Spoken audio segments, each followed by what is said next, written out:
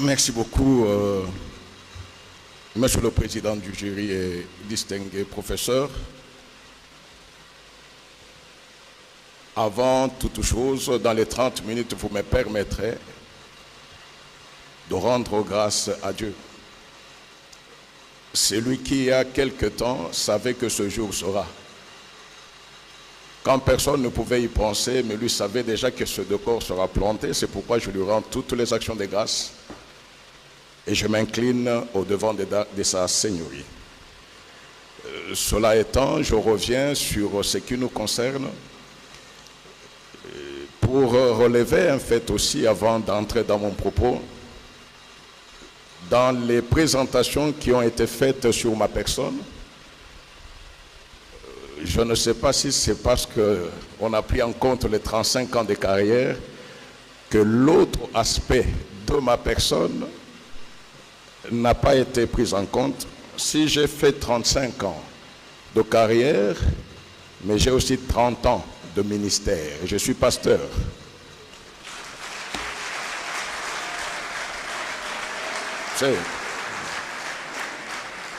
Je suis pasteur et j'ai toujours dit, et je le confirme, que ce qui a été le pilier, c'est ce ministère-là qui a sous-tendu la carrière. On n'a pas fait mention de cela. Je ne sais pas si c'était à dessein ou c'est contraire aux us universitaires, je ne sais pas. Mais moi, je le relève. Troisièmement, je remercie les membres du jury. Ces éminents professeurs qui ont accepté de laisser leur charge pour faire partie de ce jury.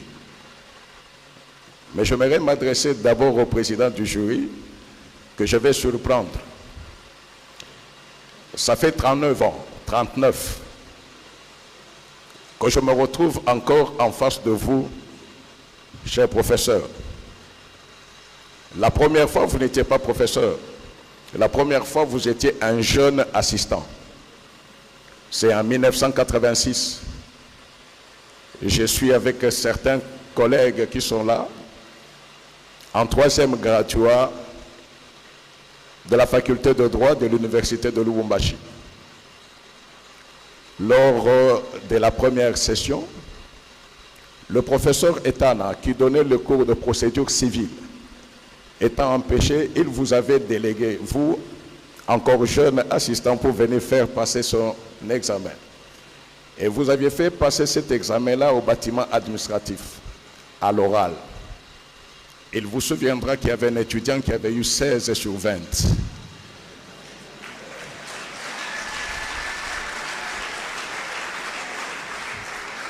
Il y a 39 ans, vous en aviez beaucoup parlé.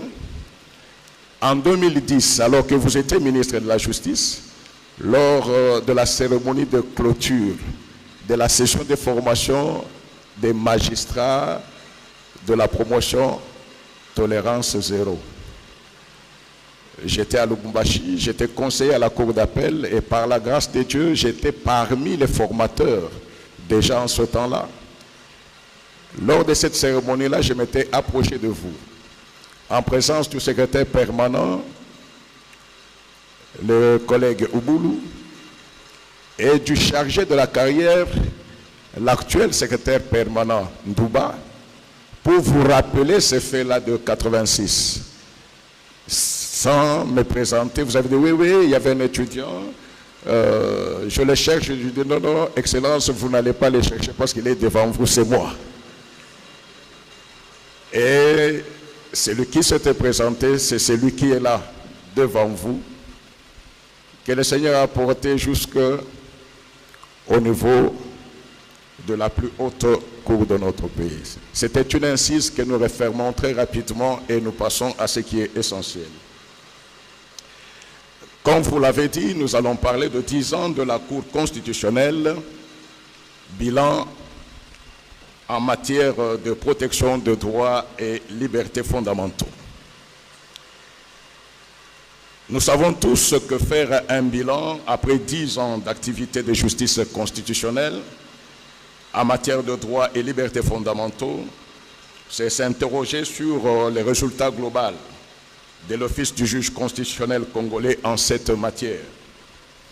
C'est également s'interroger sur l'apport de la jurisprudence constitutionnelle congolaise dans la protection des droits de l'homme en contentieux constitutionnel africain.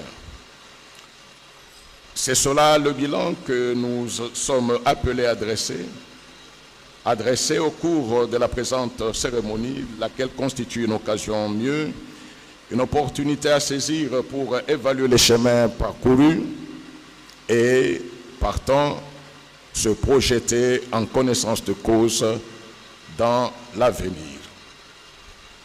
En effet, il est sans conteste vrai que le contrôle de constitutionnalité de loi est la compétence la plus importante de l'activité juridictionnelle de Cour constitutionnelle africaine. Il est aussi vrai que de nos jours, le contentieux constitutionnel des libertés a pris une proportion beaucoup plus évidente que ceux des institutions et des normes. Cet objet du droit constitutionnel est devenu l'objet phare de la triptyque dimensionnelle de cette discipline fondatrice du droit public, l'état de droit, au point que cette discipline, dans sa dimension institutionnelle, est celle normative, quoique des libertés. C'est ce que certains auteurs soutiennent lorsque, se référant notamment au droit français, ils disent que la justice constitutionnelle n'a été véritablement reconnue en France qu'à partir du moment où le Conseil constitutionnel est devenu protecteur de droits fondamentaux, tellement est fort le sentiment selon lequel la justice constitutionnelle s'identifie aux libertés. Lié au principe de la dignité humaine, comme toute juridiction constitutionnelle, la Cour constitutionnelle de la RDC se voit confier, au terme de l'article 150 de la Constitution, la mission constitutionnelle de protéger les droits et libertés des citoyens dans le cadre de son office. Écrit El Hadj Omar Diop, il arrive souvent qu'elle soit saisie sans une habilitation expresse pour connaître du litige. Mais comme les droits fondamentaux sont en cause, la haute instance se reconnaît compétente pour répondre les contentieux au nom de sa mission générale de gardienne de droits fondamentaux. Cette affirmation révèle en réalité une des fonctions de la justice constitutionnelle pour la protection de l'individu, celle de dynamiser la liberté exprimée par les droits fondamentaux. En effet, la Constitution est un instrument vivant qui doit adapter son contenu aux changements sociaux majeurs, étant donné qu'elle a vocation à régir des situations non prévues par son auteur. Elle doit nécessairement faire l'objet d'une adaptation et d'une évolution constante, mais mesurée. En 10 années de production jurisprudentielle, il s'y est indiqué qu'en matière de protection des droits fondamentaux, la Cour a étendu par voie prétorienne sa compétence à l'égard d'actes d'assemblée et des décisions de justice et a contribué au développement jurisprudentiel de certains droits fondamentaux protégés dans la Constitution. En sus de ce qui précède, il est arrivé à la Cour de faire prévaloir les principes de la dignité humaine sur celui de la publicité des audiences. Petit 1, l'extension de ses compétences par le souci de protéger les droits fondamentaux. La Constitution, en tant que norme suprême, doit être protégée par le seul fait qu'elle prime sur toute autre norme et qu'elle est le fondement de l'ordre juridique interne. Sa suprématie serait un vain mot si elle était violée impunément. Il y a donc nécessité à ce que la suprématie puisse être préservée et gardée hors d'atteinte. C'est pourquoi le droit a prévu l'institution d'un organe chargé de réaliser cette mission protectrice en la personne du juge. Une particularité mérite d'être souligné au regard de la nature du juge de la Constitution. En effet, une Constitution est écrite non comme une loi ordinaire, avec tous les détails possibles. Elle est généralement courte, peu claire et parfois obscure. Il revient par conséquent à son interprète, si pas d'en définir les contenus, là nous parlerons du pouvoir normatif du juge, mais au moins d'en dégager les contenus. Cette compétence reconnue au juge constitutionnel d'interpréter les dispositions constitutionnelles à chaque fois qu'il est appelé à exercer est une de ses compétences.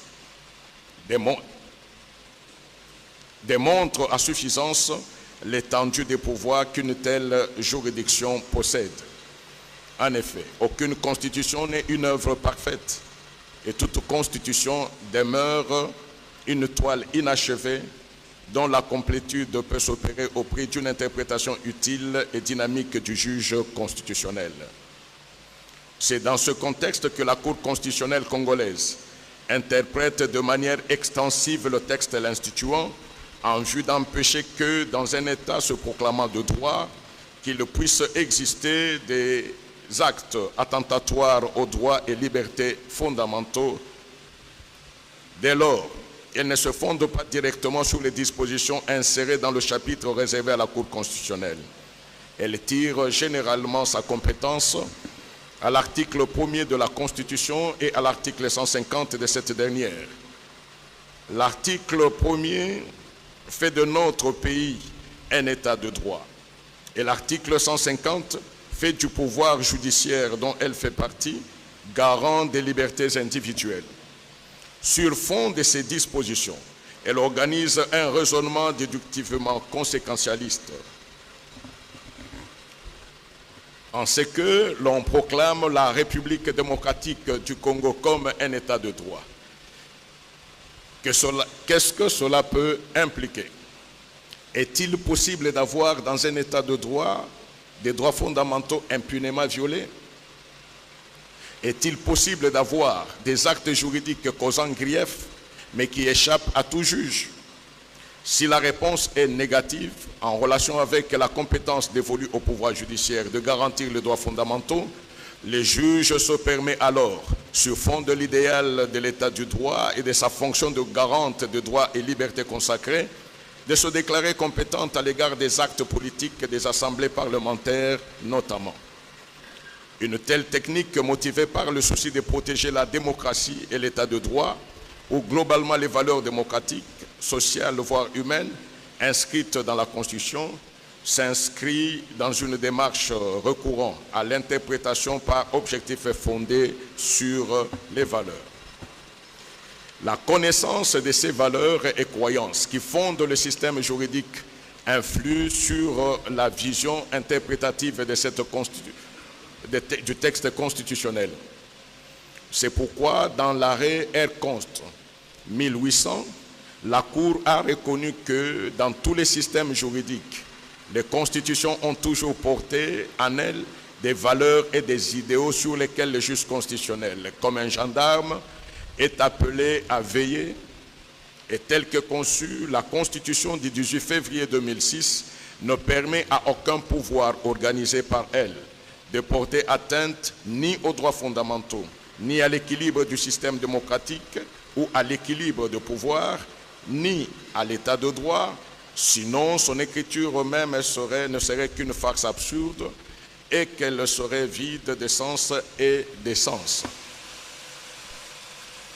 Si, conformément à la Constitution, il n'appartient ni au législateur ni au gouvernement de censurer les décisions des juridictions, d'adresser à celles-ci des injonctions ou de se substituer à elles dans le jugement des litiges relevant de leurs compétences, il est évident que le constituant n'a pas entendu laisser libre champ aux organes juridictionnels de porter atteinte aux valeurs fondamentales de l'État moderne telles que garanties par la Constitution de la République démocratique du Congo.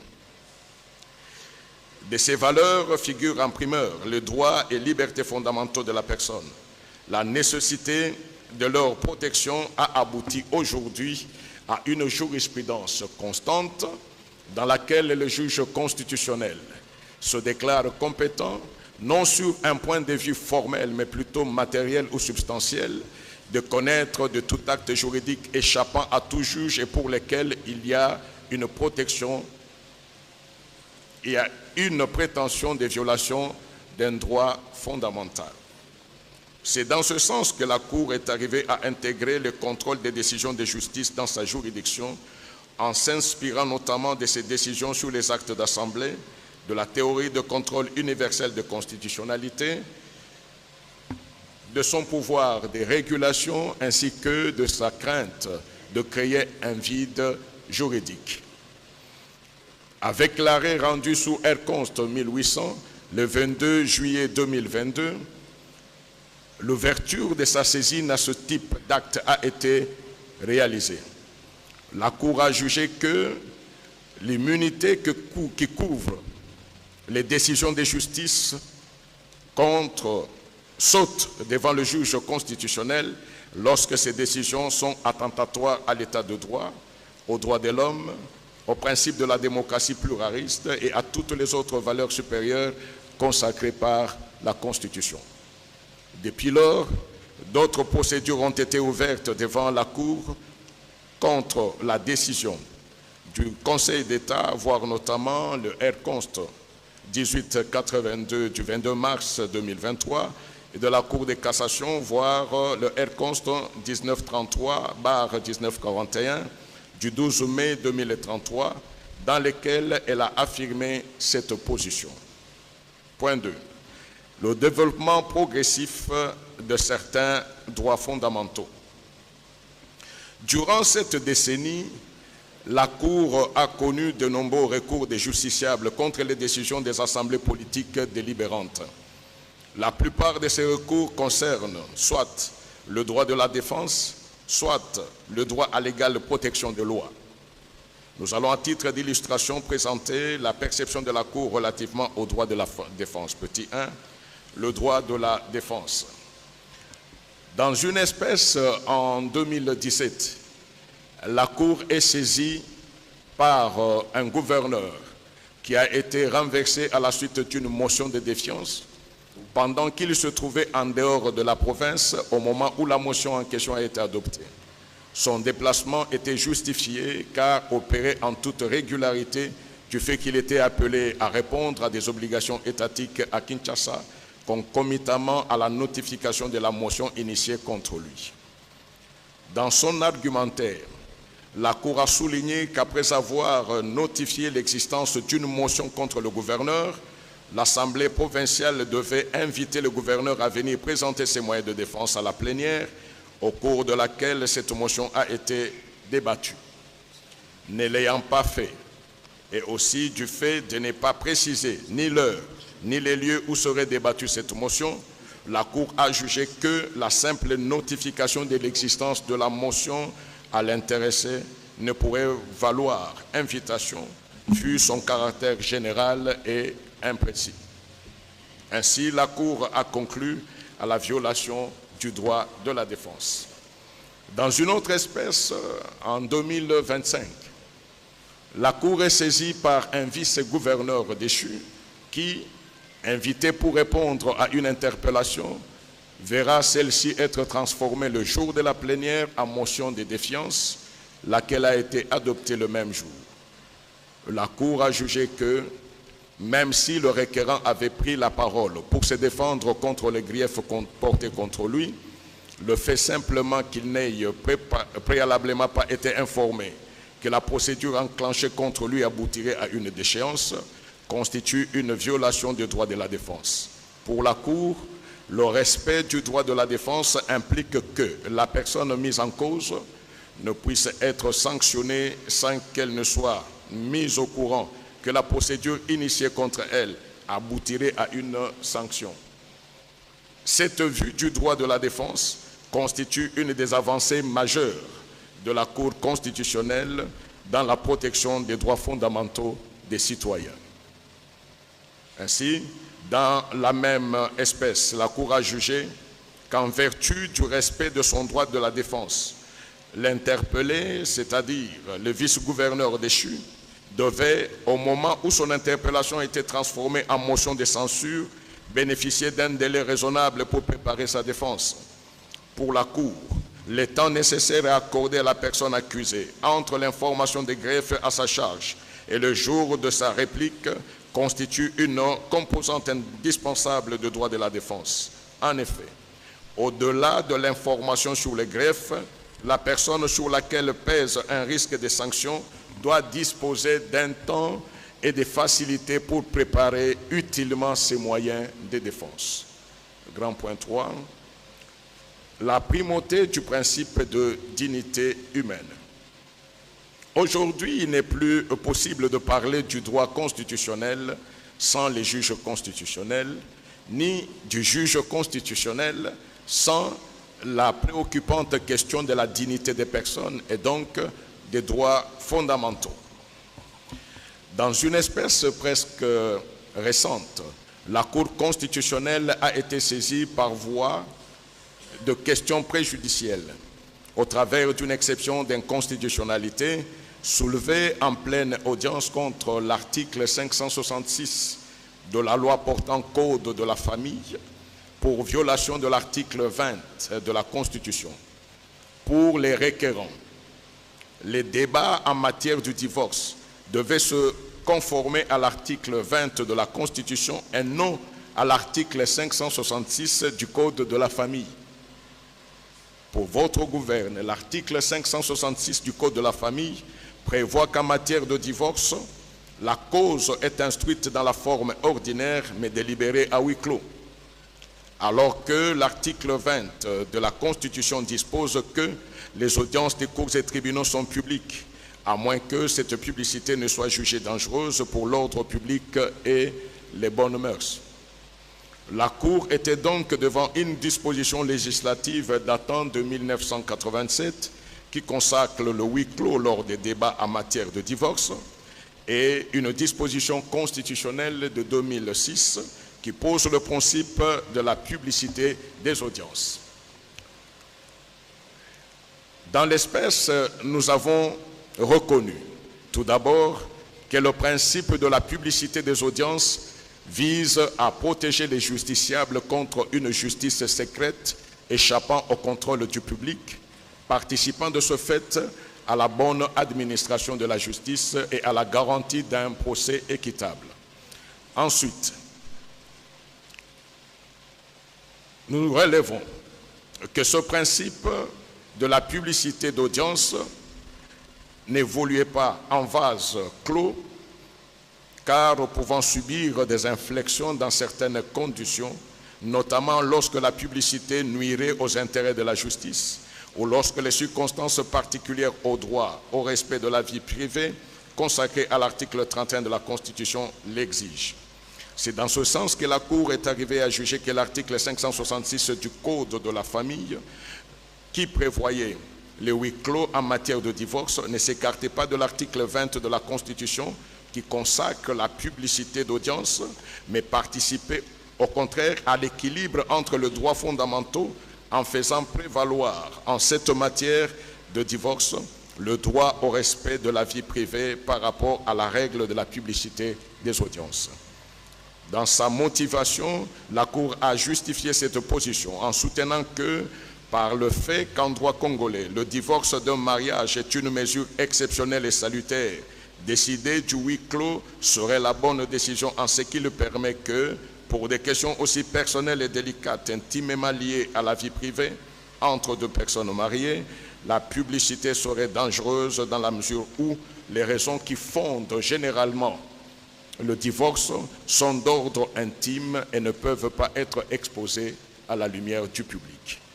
Il ressort de tout ce qui précède que c'est en réalité au nom de la dignité humaine, particulièrement de la dignité de deux personnes mariées qui sont en procédure de divorce, que le droit au respect de la vie privée, prévu à l'article 34 de la Constitution, devait primer les principes de la publicité des audiences consacrés à l'article 20 de la Constitution. En conclusion, 10 ans après sa mise en place, la Cour constitutionnelle de la République démocratique du Congo s'est progressivement imposée comme un véritable rempart de la protection de droits et libertés fondamentaux, en élargissant de manière prétorienne l'étendue de ses compétences, en consacrant des principes essentiels tels que le droit à la défense, l'égalité devant la loi ou encore la protection de la vie privée. La Cour a su affirmer sa mission de gardienne des valeurs constitutionnelles. Sa jurisprudence, souvent audacieuse, démontre un engagement affirmé en faveur de l'état de droit, non comme simple principe formel, mais comme exigence concrète de justice, de respect de la dignité humaine et de consolidation démocratique. Ce dynamisme interprétatif qui place la personne humaine au centre, au cœur du droit constitutionnel, mérite d'être salué et encouragé. Cependant, ce bilan, aussi encourageant soit-il, invite à une vigilance constante. Les droits fondamentaux ne sont jamais définitivement acquis et leur protection exige non seulement des juges courageux et indépendants, mais aussi des citoyens conscients et des institutions responsables. C'est à ce prix que la justice constitutionnelle continuera d'être un véritable instrument du progrès, de paix et de liberté dans notre société. Je vous remercie.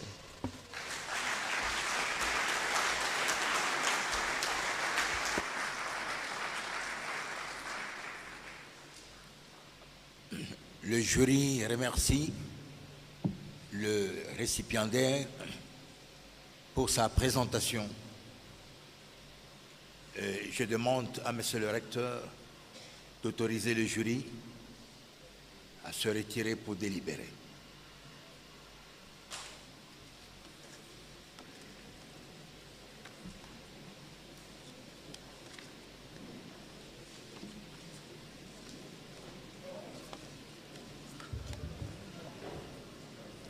Nous, professeur ordinaire Jacques Sabiti Kiseta, recteur de l'Université technologique Bel Campus,